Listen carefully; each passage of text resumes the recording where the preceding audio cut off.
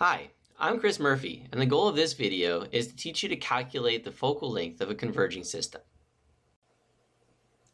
To do calculation with lenses and mirrors, the most critical thing is making sure that the sign convention is correct. For instance, for converging systems, the focal length is always going to be positive.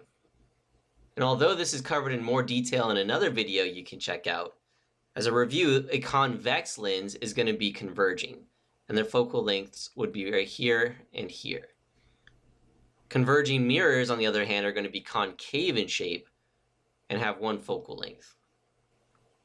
So to calculate the focal length, you can use this formula, where C is going to be the center of curvature, which is also the radius of a spherical lens. So what I mean by that is if you have a concave mirror, it's a converging system, you have your focal point right here, this is going to be the center of curvature. And if you think about the curve in the mirror as forming a circle at that arc, you'll notice that the center of curvature is the radius of that circle. The same holds true for a lens. With a convex lens, you have two sides that are curved though. So on either side, you have a focal point. And the center of curvature for both sides, again, would be twice the distance of the focal length. Once you know the focal length, you can also calculate the power of a lens or a mirror. For converging systems, the power is going to be the degree to which that lens or mirror is going to focus light. A couple examples would be reading glasses or magnifying glass. Those are both converging systems. Power is going to be in units of diopters, which is the same as 1 over a meter. So as you can see from the equation, power and focal lengths are reciprocals of each other. The higher the power for a lens or a mirror, the shorter the focal length is going to be.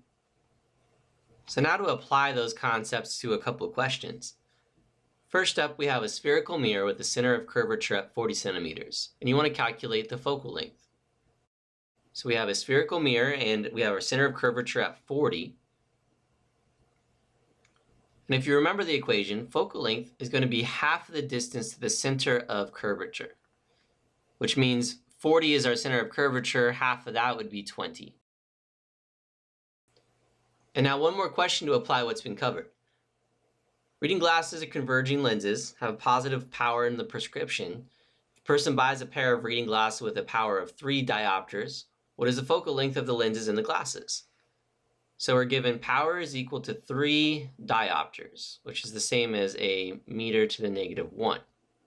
And remember that power is the reciprocal of the focal length. So to calculate the focal length, all we need is the reciprocal of the power, which tells you that the focal length is going to be about 0.33 meters. Great, so the main takeaways would be that the focal length for converging systems are always going to be positive, and that the focal length is half of the distance to the center of curvature, which is the same as the radius of the spherical mirror or lens. And lastly, to convert between power and focal length, they're just reciprocals of each other.